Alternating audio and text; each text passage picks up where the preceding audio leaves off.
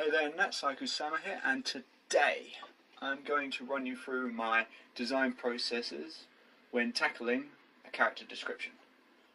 For this character description, I found a website called ConceptStart. I'll leave a link in the box below. What this website is really good for is creating a randomized character description generator. And I'm going to use that character description, and I'll work off it. Show you how I start from my concept period and how I push that through to a final outcome.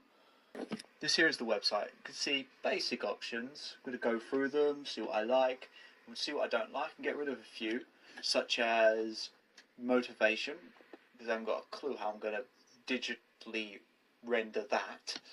Targeted market or targeted audience.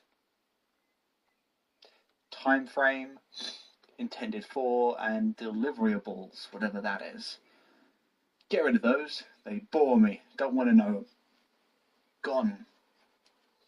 Anyway, the strength of doing a character like this is you don't get to choose the character you're creating. It's chosen for you by the website. So you don't get to choose to design a character that's inside your comfort zone. You're forced to step out of that zone of comfort and create a character that you're just not ready to create.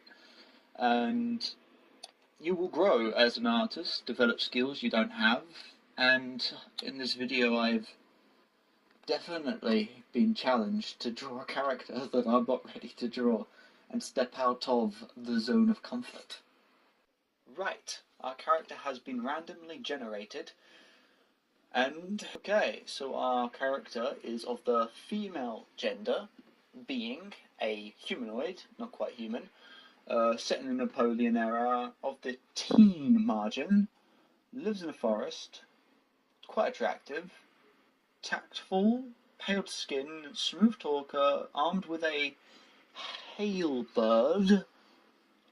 I think a halberd, is a spear, but I'm not too sure. I'm going to have to look that up. And she can create sonic blasts. Right.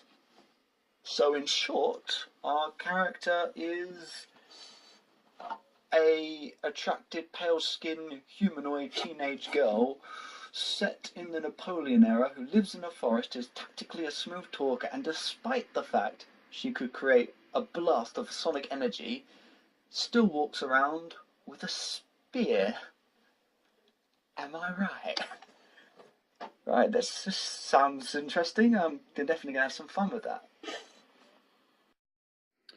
Right, so I'm going to type up the character description and out on the side here so I can reference from it, and so I don't stray too far away from the main point of the project, which can often happen when you get too heavily into the creative process.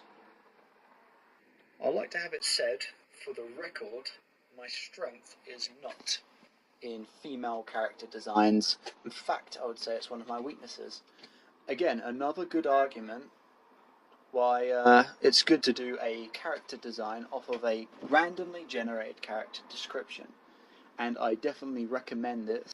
What I'm doing here is I'm identifying 3 of the character requirements, and those are that the character must be female, from the Napoleon era, and be considered attractive. The challenges I'm finding with this are, by whose standards will this character be considered attractive? Will she be considered attractive by the standards of her time, the Napoleon era, or will she be attractive by today's media? Or do I just have to try and make her look attractive by my own personal standards?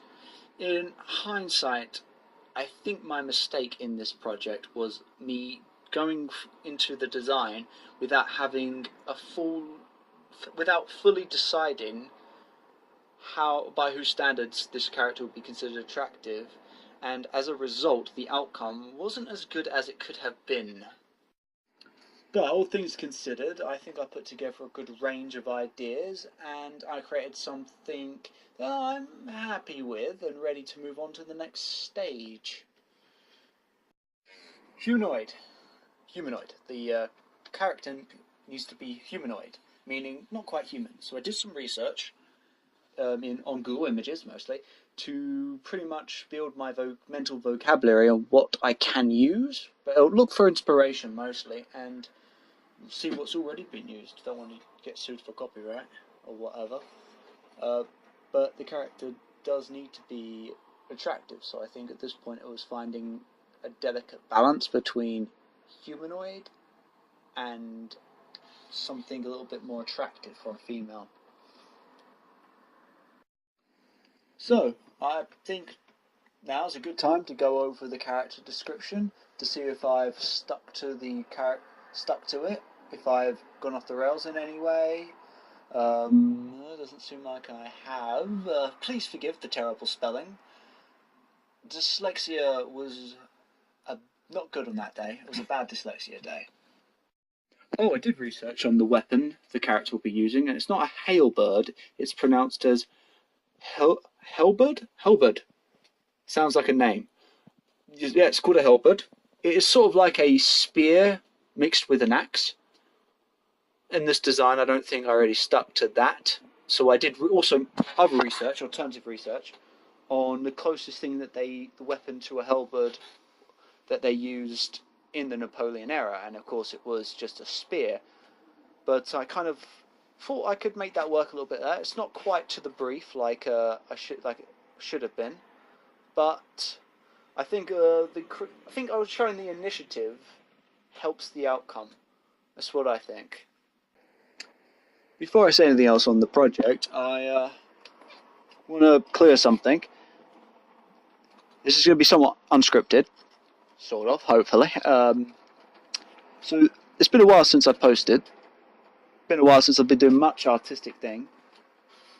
And the reason of which, not an excuse, I'm not making an excuse, I went through a pretty severe burnout artistically, and I think it was brought on by some depression, which is no joke, and it's not a nice topic. And this video that you're watching is supposed to be special, well, as special as it could be, that I picked it as to do the video as it is because I thought it would be the best to get me back on my feet. So what I was going through was I lost the ability to draw, at least that's what it felt like. I was trying many projects that are for clients. I was trying many YouTube video ideas, trying out many types of projects, professional or personal, and I couldn't do it. I just couldn't perform art no matter how hard I tried, and it was driving me crazy. I couldn't get on my feet, and every time I tried, it was just a disaster. So I took some time off to recover or what have you, and I tried to get into it, and again that didn't work either. So I spoke to a lot of artists, fellow artists and professional artists over the internet, some of my favourite, and they told me this happens to them and it happens to a lot of artists, and the way to recover is one is taking a break, and two is going over your basics, revisiting the things you already know. And so I bought a sketchbook and pencils, and I started working away on that, redoing like lines and circles, redoing shapes, revisiting things I know. And I thought it would be a good idea, after a while being inspired, to document that as a YouTube thing. And the outcome is as such.